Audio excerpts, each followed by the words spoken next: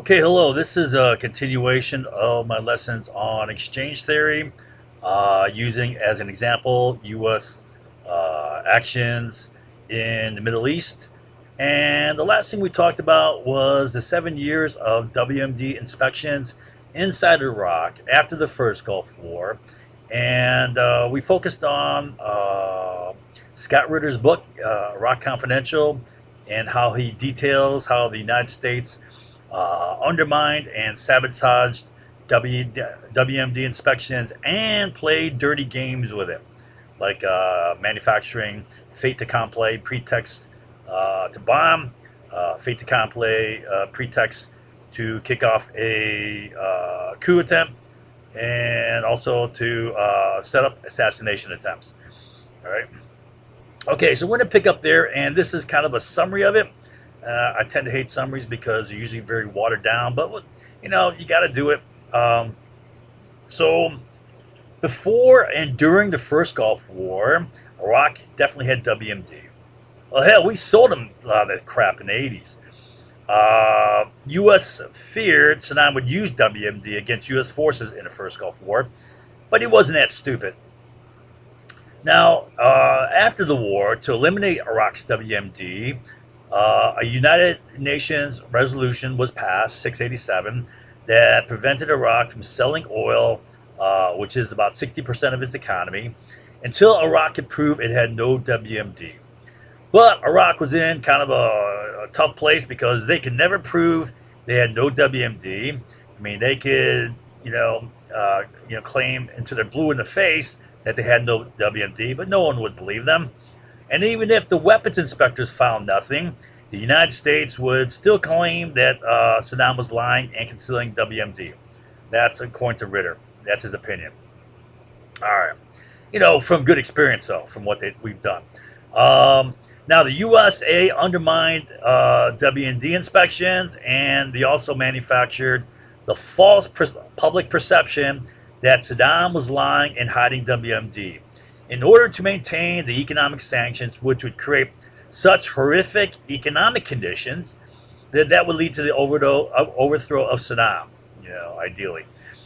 Now, those horrifying economic conditions failed to eliminate Saddam. However, they succeeded in killing over 500,000 Iraqi kids, and I'm saying many more people as well. If they're killing these over 500,000 Iraqi kids due to starvation, malnutrition, and lack of medicines, you know that a lot of other people are dying as well, especially the vulnerable elderly who have multiple disease states and require multiple medications. And then anyone else who's got chronic disease, any adult. All right.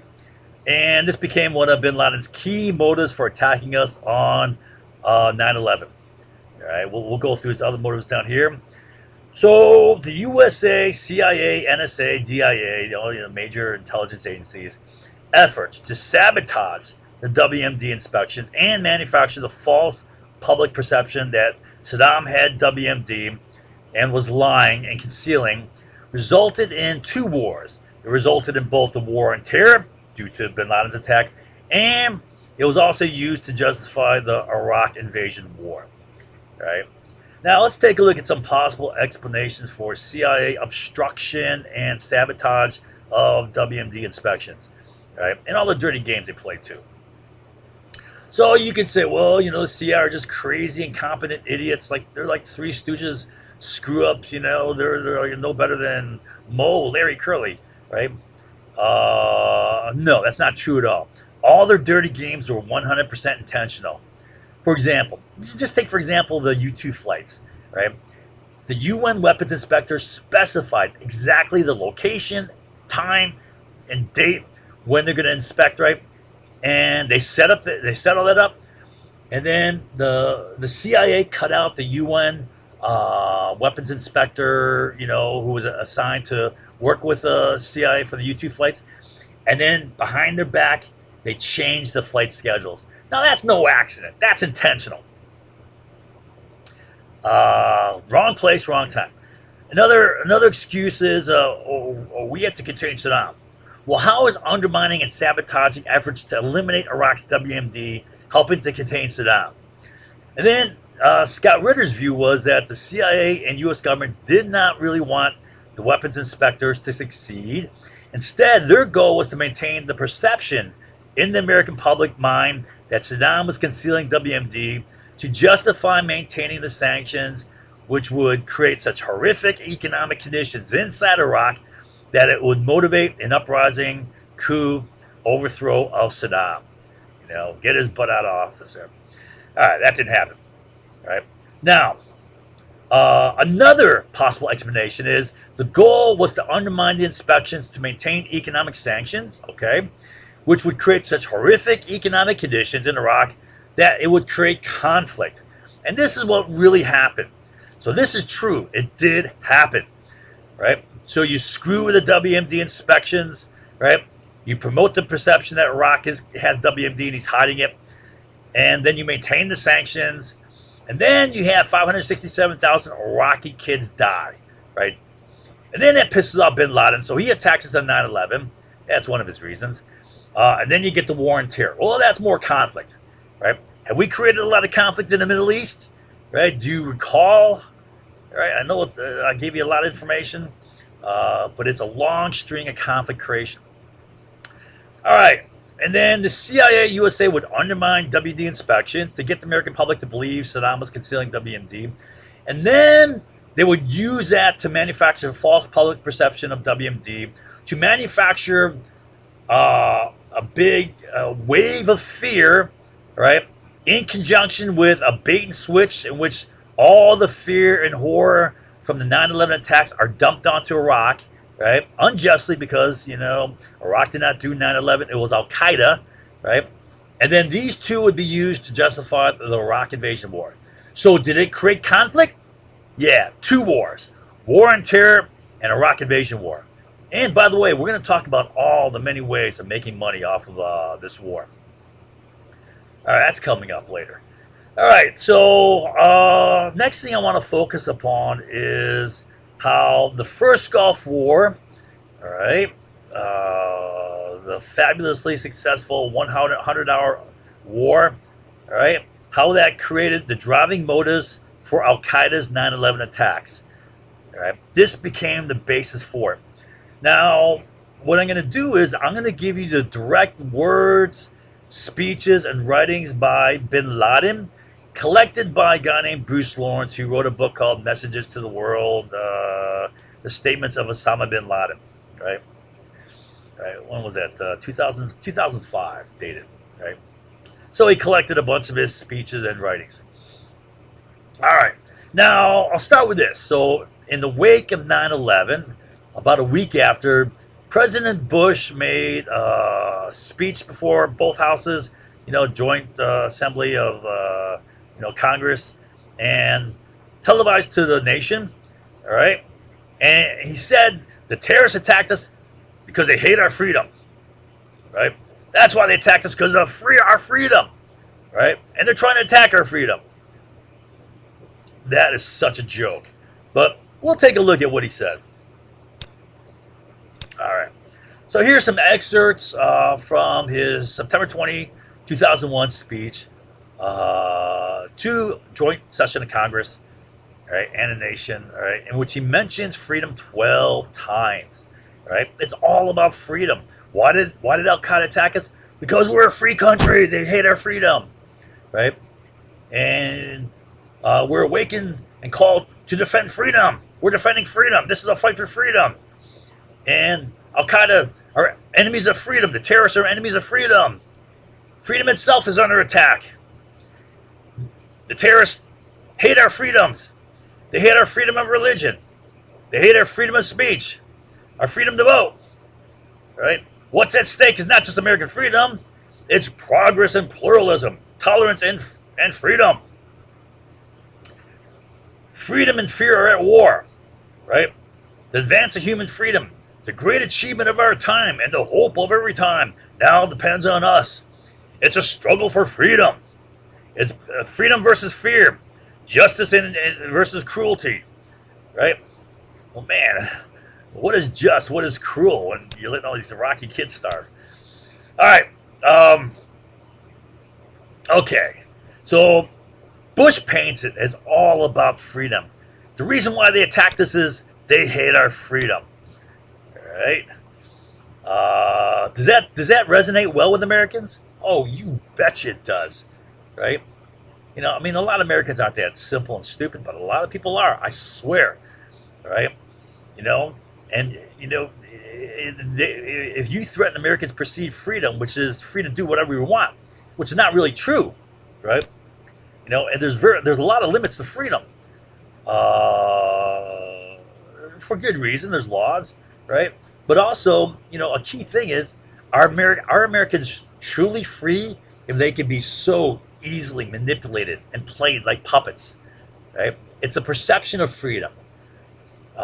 Anyways, that's just off to the side. All right, so to me, this is an absolute joke that they attacked us because they hate our freedom, but it powerfully affects the typical mind. So a lot of Americans believe it. They're attacking our freedom. That resonates well with a lot of Americans. Now, so what does the average American think motivated the terrorists? Right? I think to a lesser extent, a lot of people believe that they hate our freedoms, but I think even more believe this. The typical American believes that they attacked us because they're crazy religious fanatics, right? And that, in fact, is what the media constantly pushes. All right, that's the narrative that the media pumps out and sells to the American public. And personally, I can't stand American media. Just the lying bullshit. Anyways, so let's take a look at what bin Laden's real motives were. All right, not what the media tells you. So what I did is, again, I read this book. I wanted to find out what bin Laden was, what's making him tick. All right, so I read a book of his writings, and the impression I took away is bin Laden isn't all that brilliant of a person. I don't think he's all that smart. He's just an average person. How did he create this movement? I don't know. All right. Anyways, he repeated the same things over and over again. About 6 different things over and over. He said it over and over again. The same garbage. All right. So, he's got a point in some cases here. So, one is U.S. exploitation of Arab oil and Arab wealth. Essentially, U.S. imperialism. Right? And keep in mind, he never mentions, we got to go attack their freedom. Right? We hate their freedom. You think he states that? Never. Right? Right? He never mentions religion as far as, we got to attack those Christian infidels, those Christian heathens, right? Right? At best, he'll say something that Americans might say. God is on our side. He kept saying that. God is on our side. He probably believed it, right? And then, at best, he would mention that he disliked the Saudi royal family, which does not have God-made law, the Sharia law, right? That's at best. So what he typically focuses upon is money and deaths, right?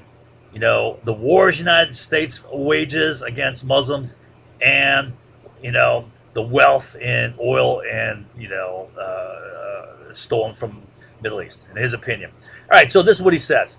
Quote, the U.S. today, as a result of this arrogance, has set a double standard, calling whoever goes against its injustice a terrorist, right? The U.S., wants to occupy our countries, steal our resources. That's his beef, right?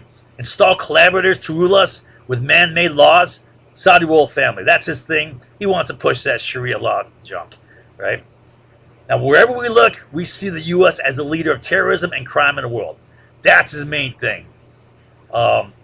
Aggression against Arab by the Judeo-Christian Alliance. So U.S. supports Israel with money, arms, and manpower. This is a quote from him, right? And in my opinion, Israel is pretty heavy-handed when it attacks Arab countries. A lot of civilians are killed. And just take, for example, the Gaza thing in 2014. you know, you watch it, and in my opinion, they go way overboard, killing thousands of innocent civilians. I don't want to really, criticize Israel too much because I don't know the exact situation that they're dealing with there, right? I mean, but it always comes across to me as being pretty heavy-handed, and it's going to fuel more Arab hatred. Um, anyway, so here's a quote from Bin Laden. Quote, "We declare the jihad against the U.S. government because the U.S. government is unjust, criminal, and tyrannical. It has committed acts that are extremely unjust, hideous, and criminal, whether directly through its support of Israeli occupation of the land of the Prophet's night journey, and we believe the U.S. is directly responsible for those who are killed in Palestine, Lebanon, and Iraq." All right. So now here's Bin Laden's grievance about all those Iraqi kids. All right. He claims 600,000 children. Right. It's an exaggeration. He's rounding up. All right. He's using the United Nations Food and Agricultural Organization report of 567,000 Iraqi children deaths due to the U.S.-led UN sanctions. Right. Remember, UNICEF estimated 500,000, so that's in the ballpark. All right. All right. The evidence is overwhelming. Shows America and Israel killing the weaker men, women, and children in the Muslim world and elsewhere. A few examples of this are the recent Qana massacre in Lebanon and the death of more than 600,000 Iraqi children because of the shortage of food and medicine, which resulted from the boycotts and sanctions. All right, so that was one of his griefs. And then U.S. war on Muslims in the Arabian Peninsula and beyond, and throughout the world. All right, quote, "The cause of the reaction, his attacks, must be sought, and the act that triggered this reaction must be eliminated. The reaction came as a result of the aggressive U.S. policy toward the entire Muslim world, and not just wars on the Arabian Peninsula, like the Iraq invasion or First Gulf War. So if the cause that has called for this act comes to an end, right, this act in turn will come to an end. So the defensive jihad," so he calls his 9/11 attacks defensive, "against the U.S. does not stop with its withdrawal from the Arabian Peninsula. Rather, it must desist from aggressive intervention against Muslims throughout the whole world." All right. The permanent stationing of U.S. foreign troops in the Holy Land, and not for religious reasons, but because of oil. All right. So here's a quote. Quote, "This is particularly evident in the recent period through the U.S. press statements which give justification to the American occupation, which only exists to rob the wealth of the people to the benefit of Americans." Right? So is he talking about religion? No, he's talking about money and resources. The devastation to the Saudi economy and standard of living. The standard of living was roughly cut in half from between the end of the first Gulf War to about to the time of the Bin Laden's attack, right? And it was largely due to the plummet in oil prices and the massive debt which was incurred by Saudi Arabia from the first Gulf War. Debt from Saudi's own war costs, the fact that they paid 60% of the U.S. bill for the war, $36 billion they paid, and they made big weapons purchases from the United States and Britain after the war. So they're in big time debt, right? And they got to sell a lot of oil, and that's driving down oil price. As for oil, it is a commodity that will be subject to the price of the market according to supply and demand. We believe that the current prices are not realistic due to the Saudi regime playing the role of a U.S. agent and the pressure exerted by the U.S. on the Saudi regime to increase production and flooding the market that caused a sharp decrease in oil price. Right? I don't know how much this is true. It may be partially, but I believe the real reason was Saudi debt. This was undeniable. They had massive debt. And that was a major cause for the overproduction, driving down oil price, and destroying OPEC for 9 years. All right. So the first Gulf War forced Saudi overproduction, and that destroyed OPEC. Now, keep in mind, never once in all this did Bin Laden mention freedom. Oh, we're going to attack those Americans because we hate their freedom. That's a load of crap, right? I mean, how does Bush sell that to the American public? And I swear, I can just see a lot of simple-minded Americans eating that up and believing that. They're attacking our freedom, all right? Or Christian infidels, right? He never mentioned that, right? We got to attack those Christian infidels. They're ungodly. Never does he say that. All right, so the first Gulf War played a central role in all of these. All right. Now, therefore, the first Gulf War was a key cause for the war on terror. Now, does the media tell you this? Hell no. Why not? What does the media tell you? Oh, they're crazy religious fanatics, right? Never anything that we've done to cause this, all right?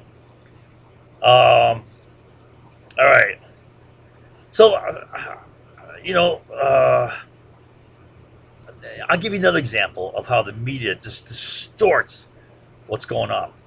Now, in the wake of the 9/11 attacks, I remember every time the media would report some new insurgent attack that occurred in Iraq, they would always say it was Al Qaeda or Al Qaeda related groups, right? That is such a lie. The vast majority of insurgents were not Al Qaeda. The vast majority of insurgents, like 90% or more, were ex-Iraqi military who were pissed off because U.S. invaded, occupied their country, destroyed the army, took down the army, kicked them out, right? Their jobs, their careers are gone, right?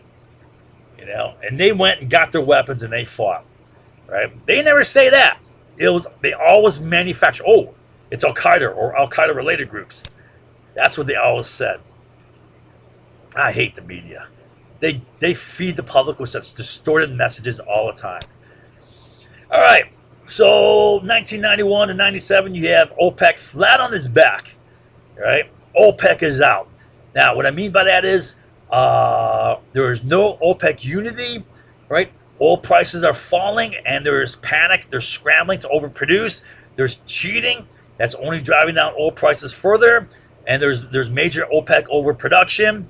And the key sticking point was, the demand by all OPEC nations that if we're going to cut production, Saudi Arabia must cut first because they doubled their production quota as a result of the first Gulf War, right? Iraq is cut out from selling oil.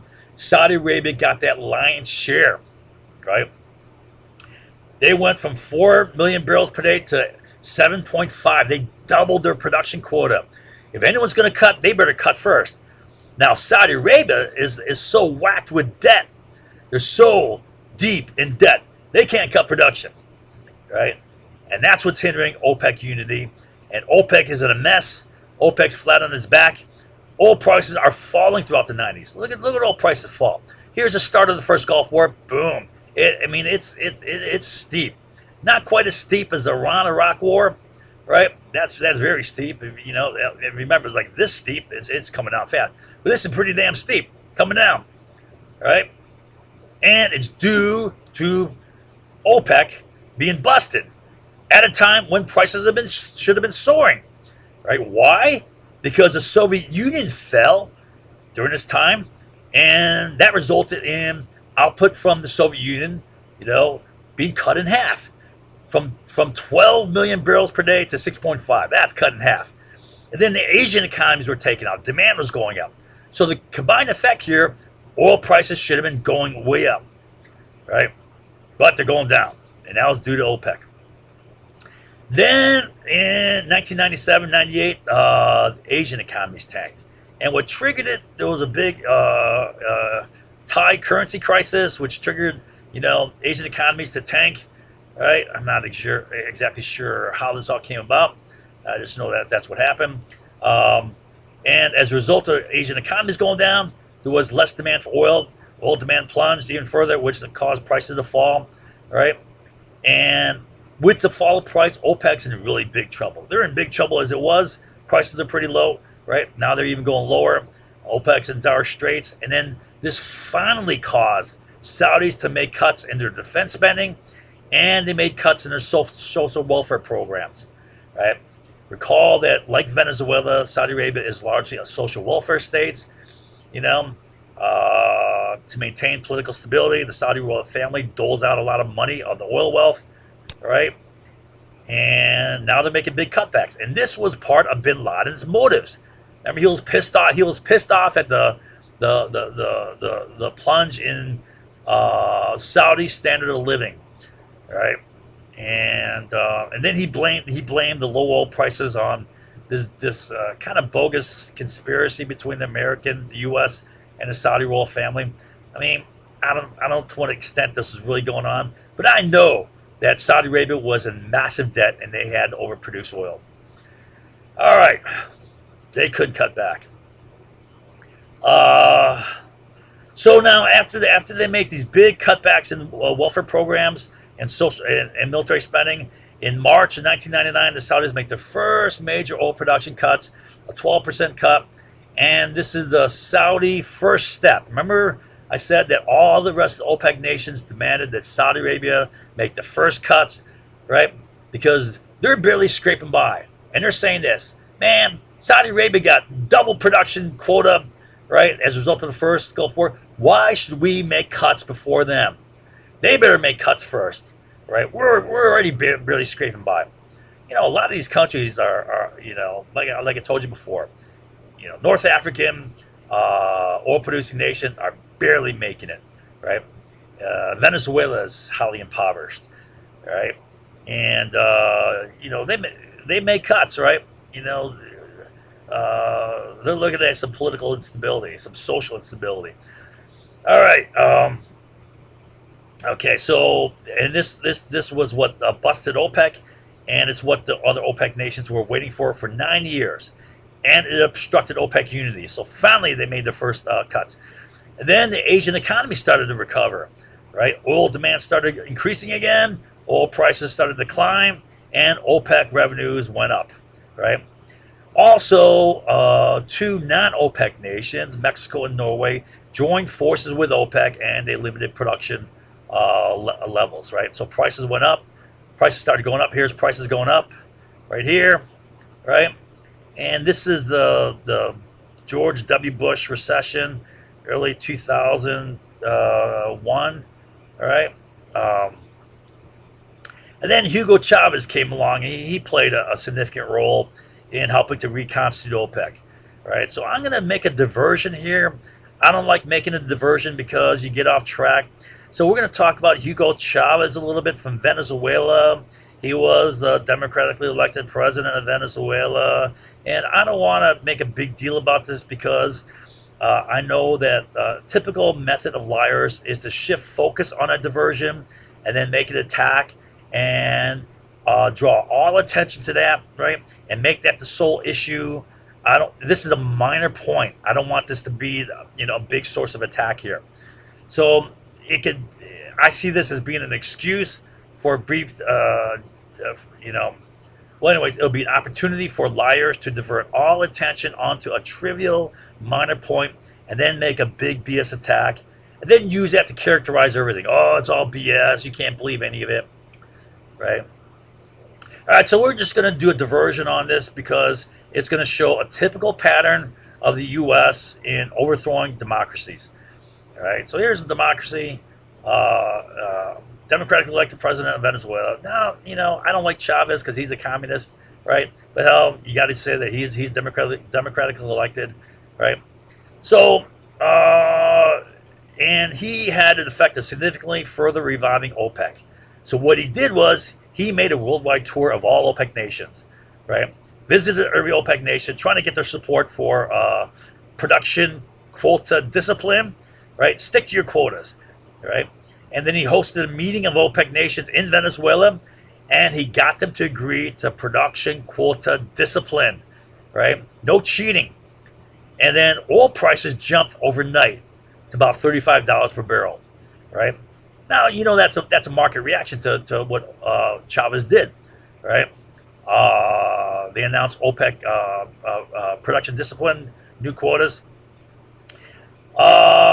Also, Chavez enacted certain tax and land reforms, which pissed off the U.S.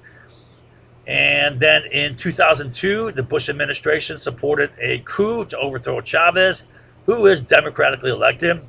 The next day after the coup attempt, there was a nationwide uprising, plus key elements of the military loyal to Chavez overturned the coup. So they overthrew the coup and put Chavez back in power. All right. Now the U.S. denies any involvement in the coup, but there's a wealth of evidence. The U.S. supported it. I don't want to make a big deal about this. All right. This is just a minor point to show that this is this is part of a historic pattern of overthrowing democracies.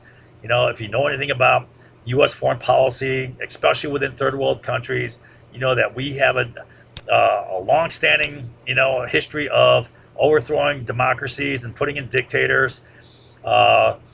Example evidence of U.S. support include there was a leak out of the Pentagon. It's anonymous because it's going to destroy someone's career, but it was leaked out of the Pentagon that the U.S. had supplied communication support for the coup plotters, while at the same time jamming government communications during the coup. So they couldn't respond to the coup effort. They couldn't rally forces. They couldn't mobilize forces to overthrow the coup. All right. And also there was U.S. right-wing neoconservative non-government organizations, including the National Endowment for Democracy, right, which is really not a non-government organization because it's a pseudo-government or front organization because it gets 90% of its funding directly from the U.S. government. Don't tell me that's not an arm of the government. It's meant to be covert. What's it? It's disguised as a private organization, but it's really an arm of the government. And they do things like, destabilizing governments, funding overthrows, and so forth. They funneled money to the coup plotters, right? Try to create some separation from the government by claiming it's a private organization, but it really is government, right? And then the leaders of the coup met with Bush administration officials in the months leading up to the coup. And then the top U.S. liaison officer in Venezuela is videotaped leaving coup headquarters on the night of the coup. Right? Then immediately after the coup, the Bush administration press secretary, Ari Fleischer, gave clear recognition to the military coup government. And this is a quote from The Guardian, quote, Washington, however, acknowledged, that's clear recognition, the new government. A transitional civilian government has been installed. That's recognition. That's not saying, no, this is unjust, this is wrong. That's acknowledgement. That's recognition of the new government. That's acceptance of the new government. A transitional civilian government has been installed, Mr. Fleischer said on Saturday. This government has promised early elections. That is approval and acceptance of the new government. That's recognition. Now, how should the U.S. government have responded to a military overthrow of a democratically elected government? They should have screamed bloody murder, but no, they're recognizing it. Finally, it was a military coup, so it's total bullshit to call it a civilian government, right? This is bullshit. A transitional civilian government. Bullshit. All right, now, next thing I want to talk about is in October 2000, Saddam switched from the petrodollar to the euro, all right? And, like this whole Hugo Chavez thing, I think this is an opportunity for the liars to make an attack because it's going to deal with economics. And I think a lot of people are not familiar with economics, so they may not understand this. So they'll just say, oh, geez, he's talking mumbo-jumbo gibberish. He doesn't know what he's talking about. Well, if there's any economists out there, I welcome you to critique and assess my analysis here, right? So this is, I believe this is a threat to the dollar. In fact, the petrodollar was set up by Richard Nixon in 1974 to maintain dollar value as a hedge against inflation, all right? And it is one of the reasons for the U.S. invasion of Iraq, but maybe a minor reason. There's so many other reasons for invading Iraq. You'll see it's a complex array of reasons, all financial, all monetary, all economic. right? But this is another one. So I want to give you a brief history of the petrodollar. Okay, recall here is the fall of oil price due to the first Gulf War, not as steep as the Iran Iraq War, uh, and so the threat of Saddam switching from the petrodollar to the petro euro, right, or some other currency.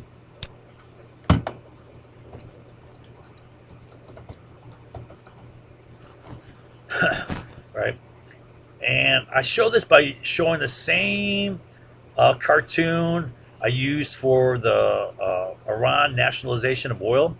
Remember, I said that you have these cavemen here. These guys are cooking their food with their hands. This guy's using a stick, right? And here's Iran saying, "Oh man, I'm so happy I nationalized my oil." And then all the other nations, all the other colonized nations throughout the world, like, "Hey, look what Iran do. Let's nationalize our resource." Not just oil, but any resource that is being, controlled by colonial domination, right? So the real threat is not just Iran, is what I'm saying. The real threat is everyone copycatting, everyone else doing it. You got to stomp this out here. Otherwise, everyone else is going to say, hey, man, they got away with it. Let's do it, right? So here, it's the same thing. Iraq says, oh, I'm so happy I switched from the dollar to the euro, right? And all the other nations say, especially OPEC nations, right? Say, hey, look what Iraq do. Let's switch off the petrodollar to some other currency, Now I show you the dollar value of OPEC trade in dollars, right? So the idea of the petrodollar is this: Nixon got all OPEC to agree that they're only going to sell oil in exchange for dollars. That means if all these other countries throughout the world want to buy some OPEC oil, they got to get some U.S. dollars, and that creates an increased demand for dollars. And that increased demand for dollars helps maintain and buttress dollar value, which is a hedge against inflation, which is rising prices, which is falling dollar value. All right. So what I did is I added up all the daily quotas for OPEC. This is for 2016 data, right? Of OPEC nations, right? So overall, it's 27.82 million barrels per day. And then you multiply that by 365 days at $70 per barrel. That comes out to over $700 billion a year just for OPEC itself. All right, and that's roughly about almost 4% of the total U.S. GDP, which is a significant chunk of change here, right? So that's a significant portion of U.S. dollar demand. All right, and it helps bolster dollar value. Again, a little bit of petrodollar background. You had the Vietnam War and war and poverty that created inflation, right? Inflation is a real loss in money supply, right? The value of each dollar is going down. Nixon administration responded with some things that I want to recommend: wage and price controls, because that's screwing with the market. I never like doing that. And also, there was a Nixon shock in '73. He goes off the gold. Oh, no, wait a minute. 71, he goes off the gold standard. Wait, 71 goes off the gold standard. Yeah. 70 was the wage and price controls. Then 71 he goes off the gold standard. All right. And then the U.S. is whacked by the Arab oil embargo, right? So that jacks up inflation big time. And then in response, Nixon established the petrodollar in '74 as a means of sustaining dollar demand and thus dollar value, and thus staving off inflation, right? So this next diagram shows you petrodollar exports. Now, it just shows a rough correlation between the invasion of Iraq and increase in petrodollar exports to the Middle East, right? And also the overthrow of Gaddafi and a new wave of exports of petrodollars to the Middle East, right? So you can see that here is the invasion of Iraq in 2003, right? And up until now, there's barely any increase in export of petrodollars. Maybe a little bit there. It looks like a little bit there. It's like almost like insignificant, right?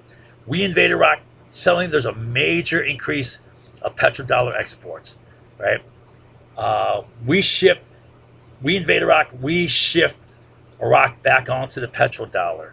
They gotta sell oil only for dollars, right? Big export of petrodollars, more export, right? 4 years of it, right? And it drops down, drops into the negative. And then it increases there a little bit. But Gaddafi's taken out, and there was a big jump in petrodollar exports again. Gaddafi now what was Gaddafi trying to do?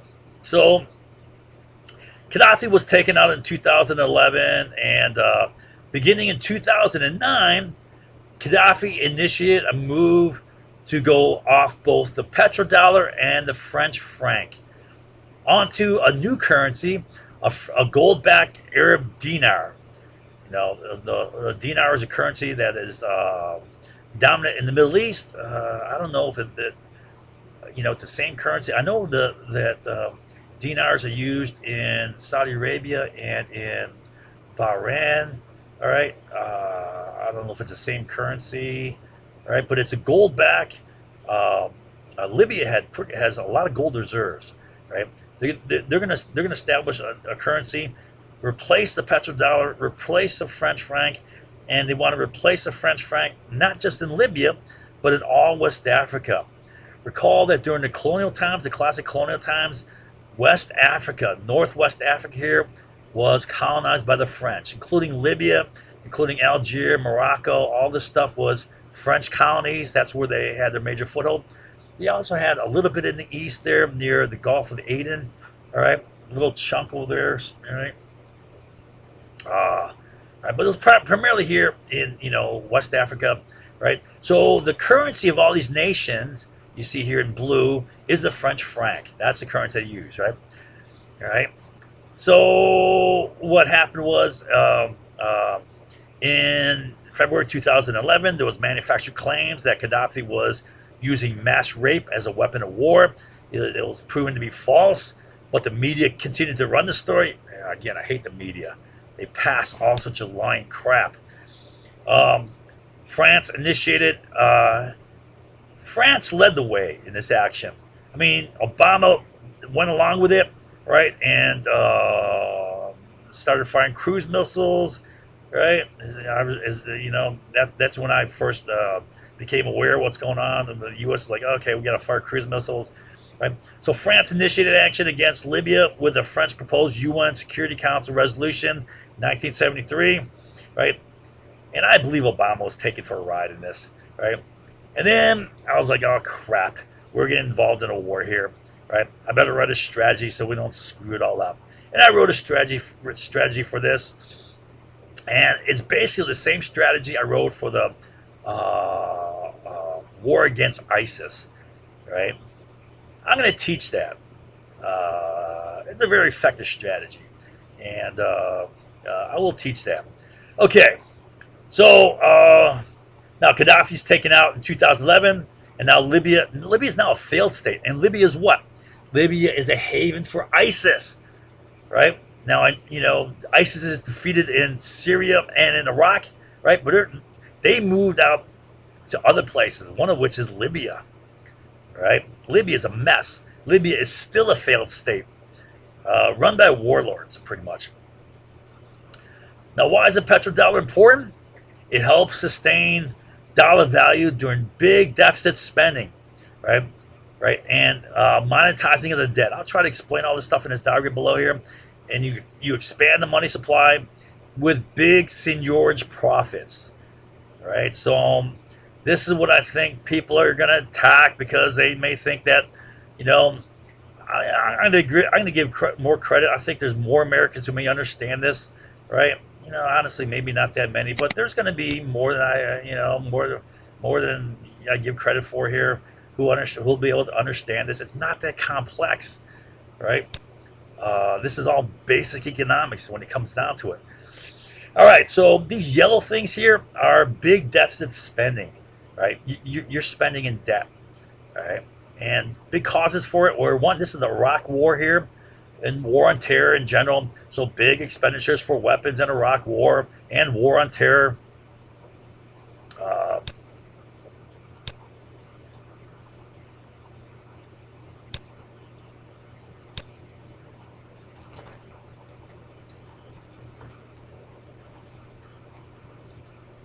So,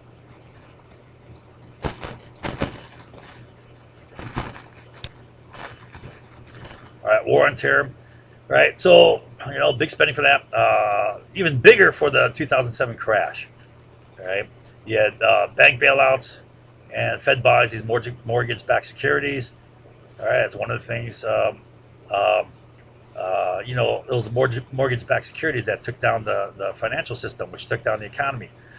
And so it crashes the economy. With the economy crash, right? There's a loss of revenue to the government, right? Then you go in debt, right? And also because the economy crashed, Obama instituted the stimulus package, right? Another big deficit spending program here, all right? So there's big bills to pay, right? Now, how do you pay these big bills? This is big bills for the crash, big bills for the stimulus package, big bills for the war, right? How do you pay for it? You pay for it with raising new taxes? Oh, hell no. One, the super rich pay a big chunk of the taxes, right? And they're not going to pay for it. They don't want to pay for it. Plus, it's a drag on the economy, right? And more immediate, it's a political liability. Now, who wants to say going into election year, hey, I'm going to raise taxes, right? Yeah, I mean, there's no way you're going to get elected, right? So, do we pay for it by raising taxes? No, hell no. We pay this. This causes a deficit, and that deficit increases the debt. So we pay for these big bills with debt. Now, how do we pay with debt? Well, the Treasury sells bonds, which are IOUs, which is debt. We'll pay you back, right? All right. Now, bonds. The supply of bonds go up if you sell more bonds, right? Treasury, right? They flood the market with bonds, and bonds are bought and sold in the open market, right? So the increased supply of bonds causes bond prices to fall, all right? Now, bonds have coupon rates, right, which are return rates that are set, right? Now, if the return is absolutely set and the value of bonds falls, that means the relative return rate is going up, right? And that pressures up interest rates, right? So interest rates climb, right? And that's not good for the economy, because if interest rates go up, then that means the cost of getting capital, it goes up. That means, if you're a business that wants to start up, or if you're a business that wants to expand its operation, or even conducting daily business in which you require loans, all right, the cost of that goes up, which hurts the economy, right? You can't open new businesses. You can't expand, right? You may have to shut down some operations.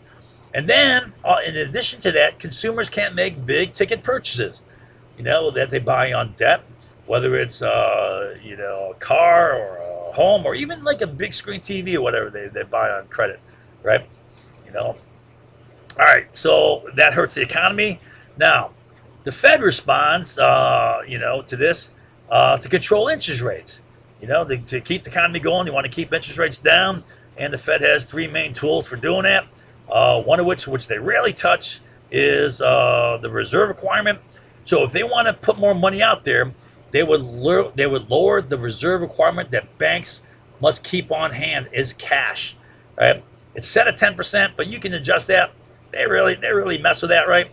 That means that all banks have to keep 10% of their assets on hand in their bank vaults as cash, just in case they got to dole out money if there's a run on banks or something, whatever, right? So they have enough money to ride through some little crisis here and not have to shut the doors and close up business, go out of business, right? So banks can survive, right? It's a mandatory safety margin, buffer margin, right? And another thing they can do is they can adjust the discount rate.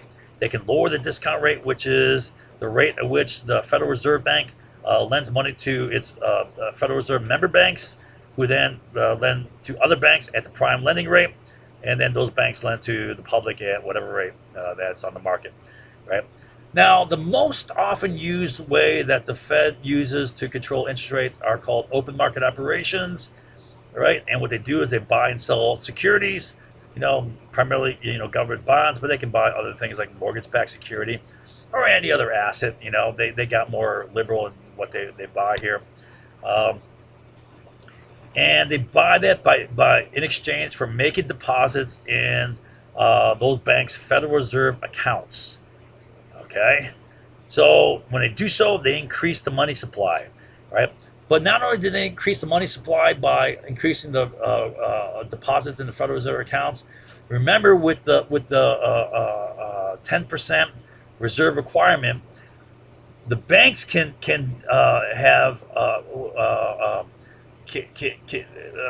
increase their loans 10 times that.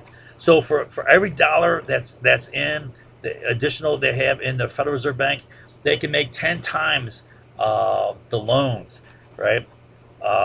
Lending against that Federal Reserve deposit account, right? So that's called the multiplier effect, where they expand the money supply, right? So the Fed expands the money supply, but then the member banks then multiply that money supply. So that's increasing the money supply. Okay. Now this is called Either way, this is called monetizing the debt. All right. So that right. So you got a debt. You're financing the debt with bonds, but then you're converting those bonds into new money, right? So the Fed increases the money supply. Where does the Fed get its money from? Well, the Fed gets to make up money, right? The Fed is the branch, the bank that gets to make money for the United States, make U.S. dollars, right? And now, is there huge money to be made in making money? Yeah, right. So let's go through the example of seigniorage. Seigniorage is a word which means profit from making money. So let's take an example of a gold coin worth $100, a $100 gold coin, right? Now to make this coin, you're going to use less than $100 worth of gold. I mean, if you use like $150 of gold to make a $100 gold coin, then people will just buy those gold coins and melt them down, and sell it for gold, right? So if you want a $100 gold coin, let's say you use $40 worth of gold, and let's say it costs $10 to make the coin. So the cost of that coin to make it is $50, right? Now it's a $100 gold coin, so you make a profit of $50, right? Now the Federal Reserve Bank makes a profit of $50, but with these electronic reserve account deposits, all right? I mean, it costs about nothing. You just type that into the computer, right? It costs a little bit of electricity, maybe the cost of the computer, paying someone's wages, whatever. It's not much. It's not making like you're making a real coin here. So there's huge profits in expanding the money supply, right? And another thing is the Federal Reserve Bank a government bank or is it a private bank? Most people don't know, but it is a private bank. So private people are making big time money, right? Although, according to the Federal Reserve Act of 1911, I guess it was, they're limited to 6% profits, right? But still, 6% on a massive amount of money is huge, right? Money for nothing. You know what that reminds me of? That reminds me of that Dire Straits song from like the 70s or 80s. Get your money for nothing and your chicks for free. All right. Anyway, they're getting money for nothing. They get to make money. So monetizing that equals making money to pay for all the spending, and this can be done without inflation with the help of the petrodollar. So you're making a lot of money, and this can result in inflation, but the petrodollar helps to stem off that inflation. Right? We're going to get to that. So they get to make money. So you increase the money supply. That helps keep interest rates down. Right? So that feeds back here. You don't want interest rates to rise, right? And then if you increase the money supply, let's see. I think I'll wait on this here. So when you make new money like that, that new money ultimately has to go to one or two places. That's going to go to private U.S. wealth, right? So the wealth of private U.S. citizens, right? Largely rich people, if it's tax breaks, right? So it either goes there, or it goes to current account deficits, like the trade deficit to China, right? So this is a big factor in creating the trade deficit with China. So it's going to go to current account deficits or private wealth, right? That's where it ends up. Now, you increase the money supply, right? That can lead to inflation, which is a decrease in dollar value, right? Right. Right, which has a negative impact on increasing the money supply, right? This inflation, all right? A famous economist named Milton Friedman called it a form of silent taxation, right? I consider it a transfer of wealth. In fact, I consider it pickpocketing. I mean, that's what's happening. Wealth is being picked out of your pocket. You don't even know it, right? So how it works is this. This new money made by the Fed, right? It has exact same value as every other dollar out there. Every new dollar made has exact same value of every new dollar, every other dollar out there, right? So where does this new money get its value from? Well, it gets its value from all the rest of the dollars out there, right? And it's supply and demand. You're increasing supply, dollar value goes down, right? All right. So in a sense, the value is being transferred from your money to the new money, right? So it's a transfer of wealth. So wealth is transferred from the existing stock of money to the new money. Milton Friedman called this a form of silent taxation. I call it picking your pocket without you knowing it. Ultimately, it is a tax on all the goods and services bought and sold with dollars worldwide. Why? Because that's the basis of dollar value, the utility of dollars in order to purchase goods and services worldwide, right? So it's ultimately taxing that. It's taxing, therefore, economic activity worldwide. Thus, the dollar rides the back of all world commerce. All right. But what's happening is it's causing inflation, dollar value is falling, and that's a real loss of money for people. People are losing real money. It's going to piss off people. Their dollars don't go as far. They can't buy all they used to in the past, right? And it's bad for the economy. Prices are going up, right? It's also driving up interest rates. That's bad for the economy. All right. And now let's see, UV. I just want to go here.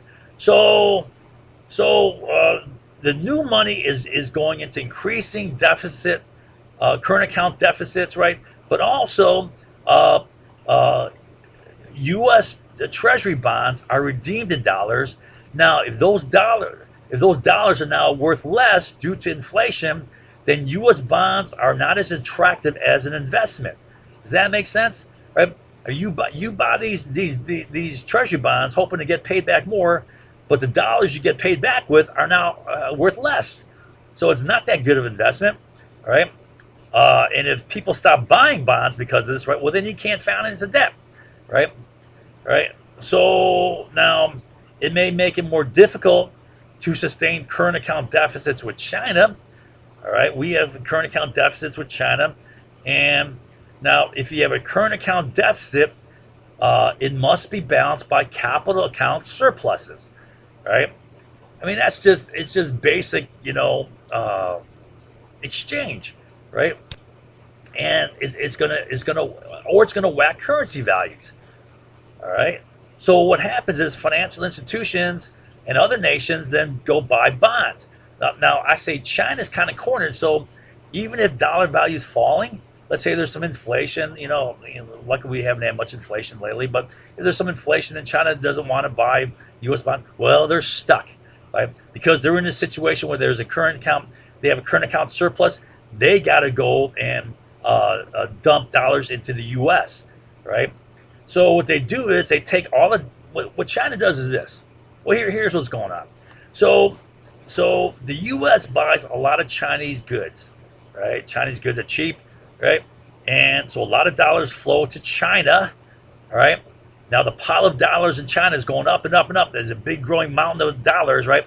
Yuans are going down, right? So that's going to raise the value of yuan in exchange with dollars. And that's going to make a strong yuan. As yuan value goes up, right? It's going to force Chinese prices up to the point where no one's going to buy Chinese goods because they're outpriced, right? So to prevent that situation from occurring, the Chinese government says, hey, all you Chinese companies out there with a bunch of dollars, tell you what, we'll print a bunch of yuan, we'll give you a bunch of yuan, right, in exchange for your dollars. Give us all your dollars, right? and then China goes and recycles that dollars back to the U.S. Right? They go and buy U.S. securities. Right? Now, one, right? It recycles money back to the U.S. Right? Right? And that increases capital availability in the U.S. Right? It also helps maintain bond value, which helps keep interest rates down. All right. So what happens is if China doesn't buy those bonds, there's decreased recycling. There's going to be a capital shortage, and you're going to have climbing interest rates, right? And that's going to be bad for the U.S. economy, right? Now, the whole thing that helped, where the petrodollar comes in is the petrodollar represents 711 billion annually, at least in 2016, right? And it increases demand for the dollar, which helps maintain dollar value, right? Which allows you to monetize a debt, preventing inflation, right? Other key sources of demand: U.S. Using U.S. reserve dollars as a reserve currency by foreign central banks, using dollars to secure liquidity, using dollars to purchase U.S. goods, using dollars to purchase U.S. investments. Other things. I got a better analysis down here. Here's another analysis. I'm going to skip through this, but this shows you a broader analysis of. I did a broader analysis of all the factors that lead into dollar demand here. All right, I'm not going to go through this. It's more complicated here. Yeah. So that's pretty complicated. I'm not going to get into that. All right, so that's where the petrodollar helps out. Now, keep in mind, petrodollar is not like the whole thing. That's only one among many ways of making money off of the war in Iraq here, right? So it's just one factor. Don't get all hung up on the petrodollar. It's like, that's what these liars are going to do. They're going to try to discombobulate this. If people don't understand this, say, it's a bunch of bullshit, right? He doesn't know what he's talking about, right? I know exactly what I'm talking about here. This is exactly how it works. All right, so let's see, what else am I doing here? Okay. All right, so now, then in 2001 on 9/11, Al Qaeda attacks. They had 3 attacks. They attacked the Twin Towers, 2 planes, one going into each of the towers. And then they have a plane smashing into the Pentagon, and they got a third attempted attack, which failed because Americans fought back in the plane. Right, probably was going to hit I believe, the nation's Capitol building in Washington. All right, and they're targeting basically symbols of American economic power, symbols of military power and political power, right? So there was an immediate move by Rumsfeld and Wolfowitz to use the attack by Al Qaeda to take action against Iraq on day one, right? That's on 9/11. That's according to Richard Clarke, who's in the White House, and he said he was sickened. He got physically ill, he said, when he realized that Rumsfeld and Wolfowitz are going to try to take this national tragedy to use that to promote their agenda against Iraq, right? And then Bush is pushing that very next day on 9/12, right? And they're going to use this to manipulate the public and Congress into invading Iraq. And it's one of many U.S. detonators, to manufacture war. And in 1 year, Americans will once again fall for another detonator. Right? They'll fall for this, like they fought for every damn detonator to be manipulated into wars. So then, on the 1 year anniversary in 2002 of 9/11. Exploiting the 1 year anniversary of 9/11, the Bush administration conducts an elaborate bait and switch, right? They called it a meticulously planned strategy to manipulate the Congress and public into taking action against Saddam, which is the Iraq invasion war, right? And they used a congressional resolution. Now, I don't know if anyone remembers how it was done. I taught this. I may teach it again, probably, because, just to refresh people's minds. They don't remember all the details, right? And so they used WMD and 9/11 attacks. Remember, the U.S. screwed the WMD inspections, right? They lied about, manufactured the false perception that Iraq had WMD and were hiding, and they used an attack by Al Qaeda to justify an invasion of Iraq, right? So let's take a look at a quick review of how they did this. And let's see here. Oh, yeah, before I get to that, I do a quick review here. You know, how all these wars are connected. Iran-Iraq war. This was very instrumental in destroying OPEC unity and bringing down oil price, right? It also was a factor that led to the Iraq first Gulf War with Kuwaiti overproduction, right? And that led to the first Gulf War, which again destroyed OPEC, this time for 9 years, bringing down oil price. And key of the first Gulf War, recall I just taught you how this became the main source of bin Laden's motives for attacking us on 9/11. And also as a result of the Gulf War, you had 7 years of WMD inspections, which the U.S. tried to sabotage and undermine in numerous ways that I taught you.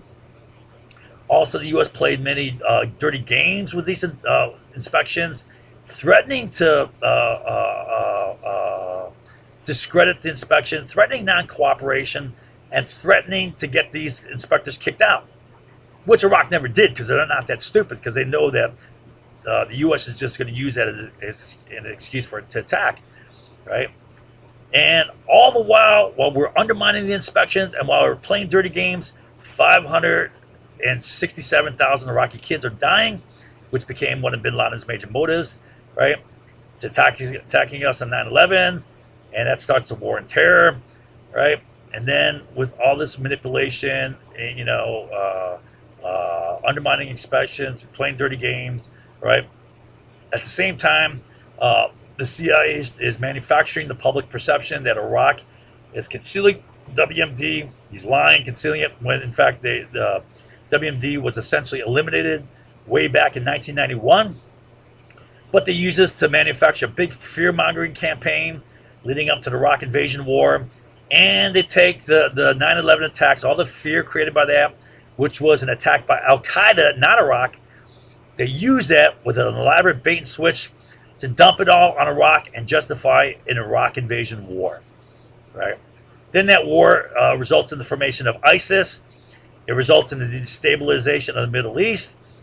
It results in exacerbation of the Sunni-Shia conflict, including Syria, all the mess over there. It expanded the terrorist threat worldwide, expanded radical Islamic jihadism, including homegrown terrorists. But it made a lot of money in many ways. We'll see how the many ways it made money. I'll cover that last. So let's do a quick review. I hate doing summary reviews like this because it waters things down. I can't get into all the detail again, you know.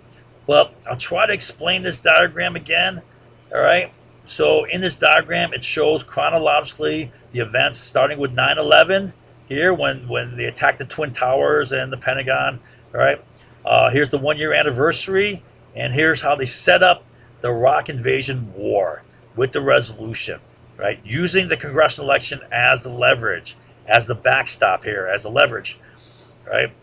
So whenever you see P, that is planning to use the 9/11 attacks by Al Qaeda to attack Iraq. Iraq didn't do it, but you're going to use the attack by Al Qaeda to justify an attack upon Iraq.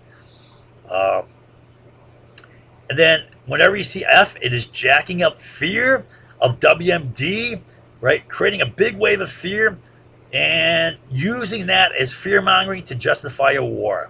Whenever you see R, they start talking about how the resolution is going to keep us safe, right? Amidst all this fear, this is the thing that's going to keep us safe. You got to vote for that. You vote against this, with the election coming up, you're done, right? So you're dead meat. You're dead in the water going into the election. So now, this is a big fear campaign. And before that, on 9/7, right before the anniversary of 9/11, the Bush administration official talked with the press, you know, anonymously, But it's a significant official, part of the administration, um, said that we're using a meticulously planned strategy to persuade the public, the Congress, and the allies of the need to confront the threat of Saddam Hussein. In the end, it will be difficult for someone to vote against it. The Iraq invasion, the Iraq War resolution. The administration officials said. All right. All right. So now this, whenever you see this is a big fear campaign. They just blitzed. It was like a full court blitz. It was a, you know, you got the linebacker, safety. Everyone's blitzing, right? Full court press here. They're just jacking up fear, fear, fear. Oh, Iraq's going to get a nuclear weapon. Oh, Iraq's going to use chemical weapons again, right?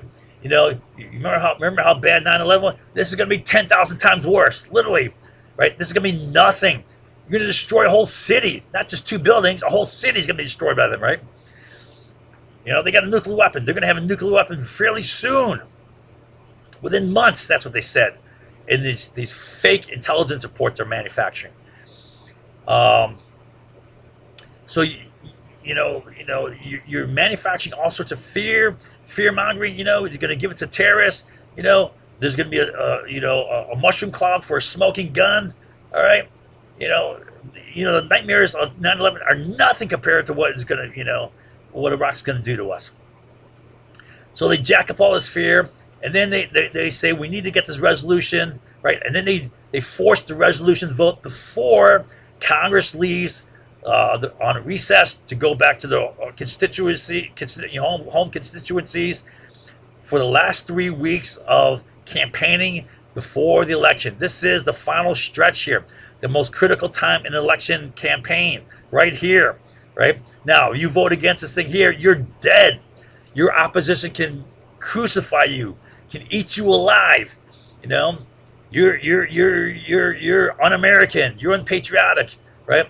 You're a flag burning, you're a terrorist loving, you don't care about the American public safety, right? You're some liberal crazy crackpot, right? You're dead. So that got the votes to vote for this thing. Now the congressional resolution is worded innocuously, harmlessly. Oh, it's just to keep us safe, just in case, right? What it really is a hot little ticket to war. It authorizes the president to use military force. What is a war? The use of military force. So the congressional resolution is the legal basis for any size war you want, right? It is carte blanche. It is open checkbook. Here's a check. Fill it out. Whatever you want,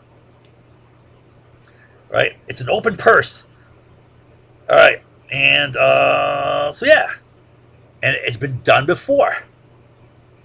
Twice before it's been done. Same thing. And Congress falls for it again. Oh, by the way, here's one Saddam. That was on the 17th. 9/17, Saddam requests weapons inspectors back. Right? Why? Well, no, it was 16th. 9/16, I believe. I got to go back and look. Why? Because he knows. By this time here, it's pretty clear. Bush administration is itching to get an attack upon Iraq. He knows, right? Bush is looking to attack him. So he's like, hey, get those inspectors back. Now, he never kicked them out in the first place. It was the UN-US that pulled them out, right? And he knows he's got nothing to hide, right? But is he worried about the WMD inspections? Well, yeah, they played all sorts of dirty games with him in the past. But what did the Bush administration, how did they respond to his request to get the inspectors back? Next day, the Bush administration said, no, we don't want to send inspectors back because that's going to undermine unity for action against Saddam. Then the Bush administration played some demand to inspect the palaces, which in the past have been used to get assassination attempts on Saddam. Right? So they're playing games with that. All right, now the Bush administration. Here's a quick review. The Bush administration had a meticulously planned strategy to use fictitious WMD, which did not exist, but which were pumped up by the CIA's existing, right?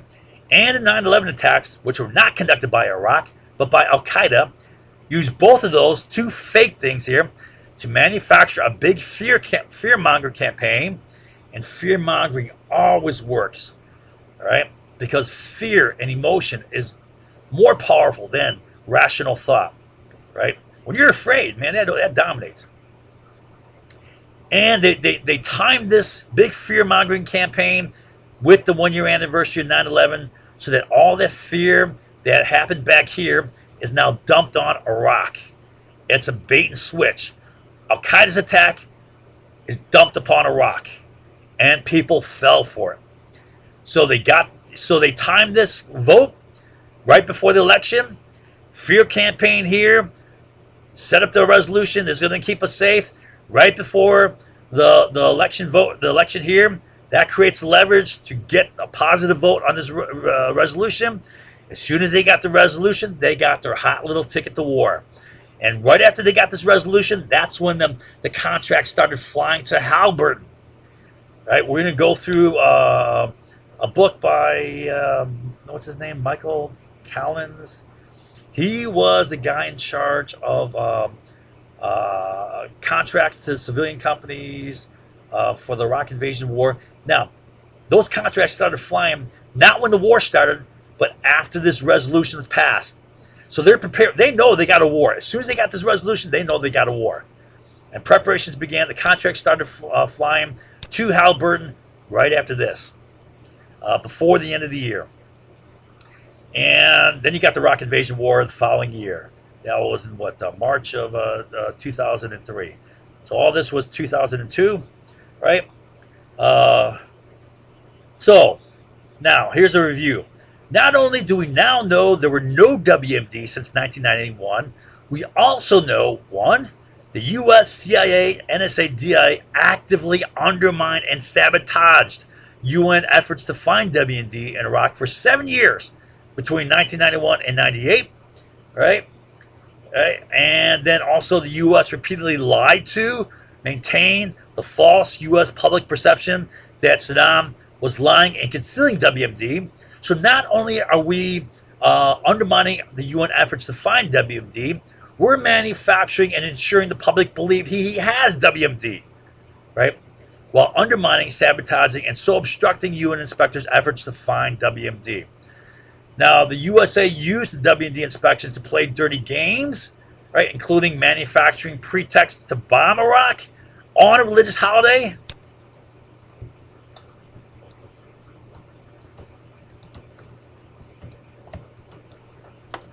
All right, remember how they're going to try to bomb on March 15th because it's the start of a religious holiday?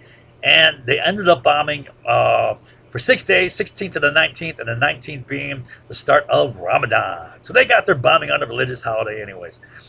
Using WMD inspection to trigger a coup plot to overthrow Saddam, and then using WMD inspections to plan assassination attempts on Saddam in his palaces, right? And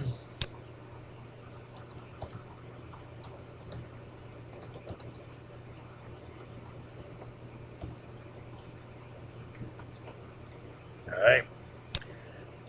I spelled that wrong. How do I spell that, pals? One out. Right. All these dirty games threatened Iraqi non-cooperation or even getting Iraq to throw out the inspectors. I think they're not that stupid to do that. They knew they'd be just bombed the hell out of it. They did that. Right. While the USA was sabotaging WD inspections and playing dirty games with the inspections, 567,000 Iraqi kids died due to economic sanctions, which were contingent upon WD inspections, which we are blocking and sabotaging. And this becomes a key reason bin Laden attacked on 9/11 in the first place, starting the war on terror. We also know that Iraq had nothing to do with the 9/11 attacks, and in fact were hunting down Islamic extremists in Iraq because they threatened the Iraqi government with their plans to set up their Chairs Caliphate. Right? This comes from the Senate 2006 intelligence report, which said that Saddam was hunting down these guys and executing them, right? Why? Well, they threatened his own damn country, right? And Richard Clarke said the same thing. He said the first and foremost agenda of the extremists was not to attack the U.S., but to set up their caliphate. That's the number one goal, right? To do that, they got to take down some Middle East country government. So, just like how ISIS tried to take down Iraq and, Syria to establish a caliphate there, right? And they succeeded for a while there. That's why they had to be taken out. You can't let them have national resources, the resources of oil and populations. So the Bush administration's true reason for invading Iraq were bullshit. WMD and 9/11, right? But fear-mongering works. People fall for it all the time because fear is a powerful emotion that dominates perception and rational thought. It overwhelms rational thought. And so they fell for it again. Every time you see fear-mongering used, it works. Yeah, again, history repeats itself. People don't learn. They're just whacked by it and they fall for it. And there was manipulative timing of the vote for the war resolution right before the November election to ensure it would pass, right? Using the election as leverage. The resolution was meant to be euphemistic and appear harmless, but in reality, it was a hot little ticket to war. As soon as they got that, they knew they had their war. My next lesson will examine how the Bush administration screwed up the prosecution of the Iraq invasion war so badly, it almost seems as if they were intentionally milking the war for all it was worth. Now, people are going to say, well, what do you know? I really understand military strategy. And what they're doing is screwing it up so bad. All right? It's the opposite of what I would do. And it reminds me of how the Vietnam War was screwed up by the politicians. Anyways. So here's a quick review. The first Gulf War destroyed OPEC for nearly a decade. Right? War among Middle East oil-producing nation is effective at bringing down oil price.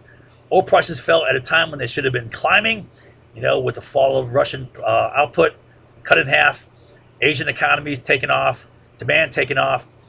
After 9 years of disunity and quota cheating, OPEC finally regains production quota discipline. And Hugo Chavez played a part in that. All right. Then the first Gulf War resulted in UN sanctions preventing Iraq from exporting oil, which is the bulk of their economy. The WMD inspections were intended to clear Iraq of WMD so they could sell oil again, right? The U.S. undermined and sabotaged the WMD inspections. Why? To promote a coup? Yeah, whatever, okay. Right? To create conflict? Yeah. USA also used the WMD inspections to play dirty games, like justified bombings, to trigger a coup attempt, and to promote assassination attempts on Saddam. Now, while the USA was sabotaging these inspections and playing dirty games with them, the UN sanctions devastated the Iraqi economy to the point where over 500,000 Iraqi kids died due to starvation, malnutrition, or lack of medicines. Plus, a lot of other people died as well. You just know the elderly were dropping too. This became one of bin Laden's motives for attacking USA on 9/11. This motive, along with the rest of bin Laden's motives for attacking 9/11, all stem from the first Gulf War, right? So the first Gulf War led to the War on Terror. The USA, in addition to undermining and sabotaging WMD inspections, intentionally manufactured the public perception that Iraq, Saddam, had WMD and was lying and concealing, right? Now, the Dulfer report that came out a year and a half after we were searching, Iraq, actually 2 years because we went in there before, said that Iraq was essentially clear of WMD capability since 1991, which makes absolute sense when one compares the importance of the entire economy against a single class of weapon system. I mean, what's more important? By far. All right, one weapon system or the entire economy. The Bush administration pumped real fear of real WMD. I say real, that's quote real WMD, which didn't exist, and conducted a bait and switch, dumping all the fear and terror of the 9/11 attack by Al Qaeda onto Iraq, and then combined these two to sell the Iraq invasion war to Congress and the U.S. public, and it worked. History repeated itself.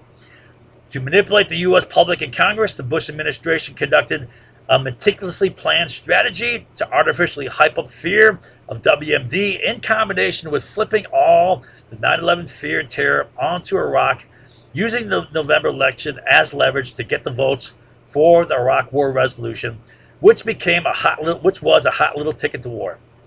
Of course, the resolution was euphemistically sold to Congress as defensive or prudent precaution, but in reality, it was a hot little carte blanche ticket to war. Just like the Vietnam War and the Spanish-American War before, that's how war resolutions were used to get wars.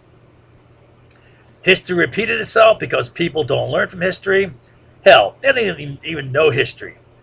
Therefore, the public in Congress fell for the same old trick over and over and over ad infinitum. You know, next time I swear, next time it's done, they're going to fall for it again. Right? I mean, that sounds pessimistic, but I think that's realistic. Next time it's done, it'll work all over again.